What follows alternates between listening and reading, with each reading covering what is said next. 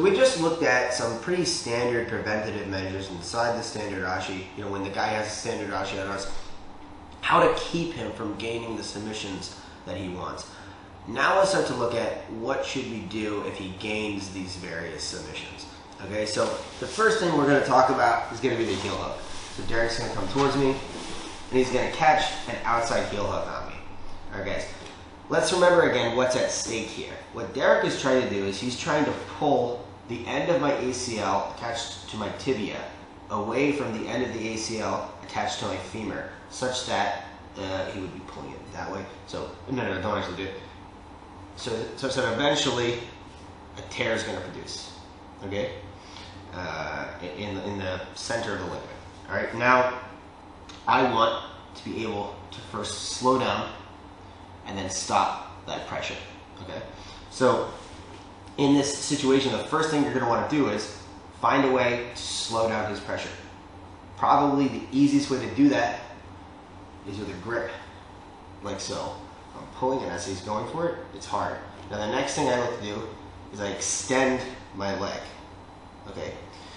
Let's understand that there are two main types of braking mechanics that Derek can employ here with the heel hook. Okay, he's got lateral mechanics. You can usually tell the guy is employing lateral mechanics when his hips face into the side of my knee. Release the pressure a little bit. Go to an outside Ashi. Now go to, put your, no. Do like rotational.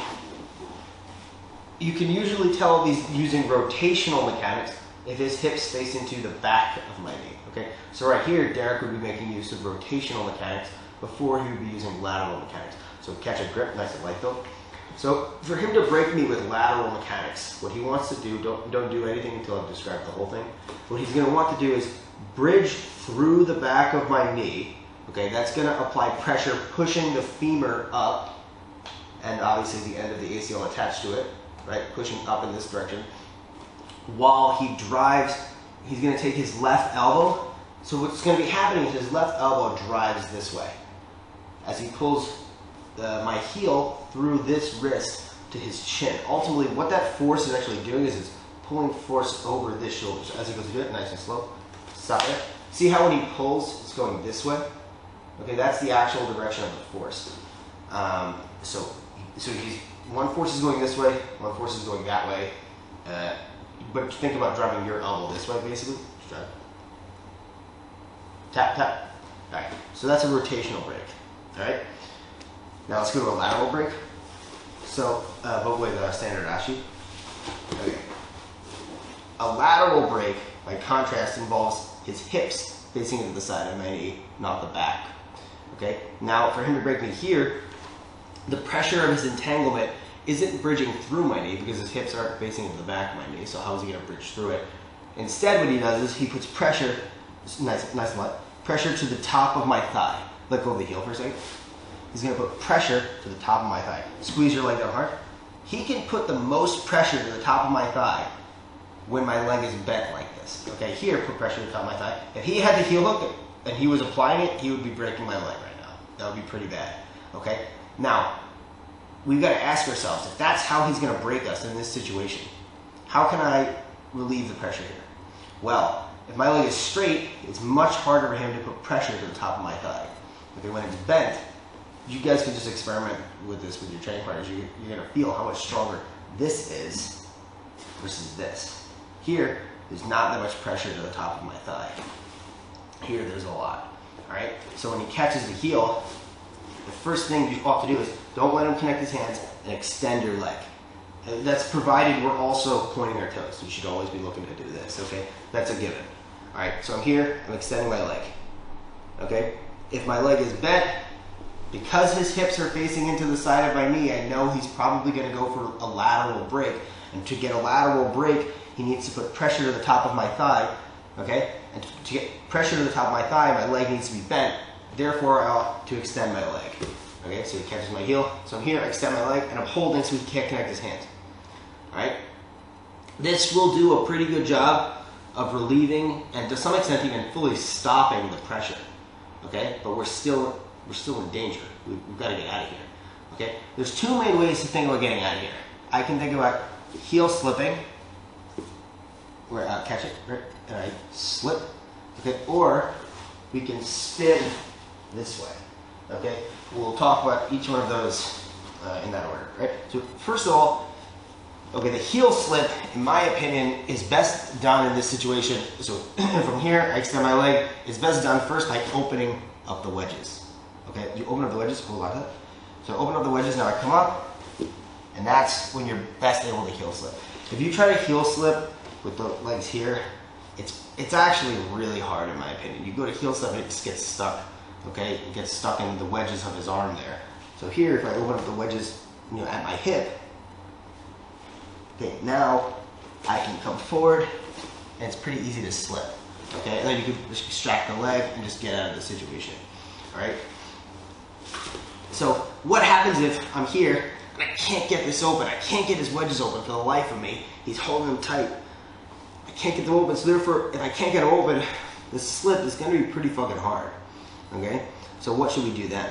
Well, he isn't really putting braking pressure on yet, but if I let things keep going, he might be able to. So I'm going to have to move in the other direction. I can't go this way, so I'm going to have to go in this direction. All right, so if he has a lateral brake, his hips have to face into the side of my knee. If he has a rotational brake, go back to rotational, his hips face into the back of my knee, okay? So that leaves one last direction, it's the front of my knee, okay? Now, I mentioned earlier that a good heel exposure strategy in the double-seated game is that when our knee, the front of our knee faces into his hips, that's going to enable him to start looking to gain heel exposure. Okay, so that's the advantage for him as the offensive guy. He already has heel exposure, so I can't give him more of what he already has. He's already got it. The disadvantage of my knee pointing into his hips is that here he cannot employ lateral or rotational braking mechanics, so therefore he cannot really brake me with a heel hook. Okay, so what he can do is a knee bar. We'll talk about that next. But what we can do is, if I can't open these wedges up, I'm extending my leg, I'm holding here. The next thing you can do is, I take this hand, make a C grip, push at the shin, and turn your knee into his hips. Here, if my leg is extended and I'm pushing, it's going to be very hard for him to break me with the heel hook. He doesn't have heel hook mechanics available to him right now. Okay? The next thing I want to look to do is I want to get my knee out of that knee line by heisting and pulling out. And I'm pushing at his shin with my hand. My other foot can oftentimes push at his hamstring. So again, same position. So we're here, he catches the heel hook. So if he catches his hands, this is a whole new fight. Okay, we can do a lot of the same things here. If he catches his hands, my recommendation, if he catches his hands, try to separate. But if you can't separate, go into this turning action. Okay, now look at where I am. I'm pushing. I come up. My foot goes to his hamstring. The whole goal is to get my knee out of the knee line. And we turn the face up. Okay, come back. So long as the front of my knee faces into his hips when he has heel exposure, I'm safe from the threat of the heel hook. Okay, I let go for a second. This is one of the major topics we're going to talk about. Okay, I think the main skill of the double-seated leg entanglement game, insofar as like heel hooks are concerned, right, which is obviously a big part of the game, is going to be your ability as the offensive man to rotate your hips around the defensive man's primary leg as needed in different situations to accomplish various tasks of the leg lock game. And then obviously on the other side of the coin, your main goal as the defensive man is going to be, as much as is possible, to prevent him from being able to climb that ladder, right?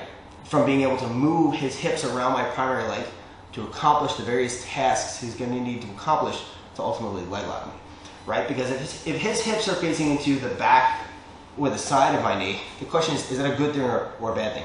It's completely relative to the situation. It completely depends on the situation. There's no single given correct answer to that question.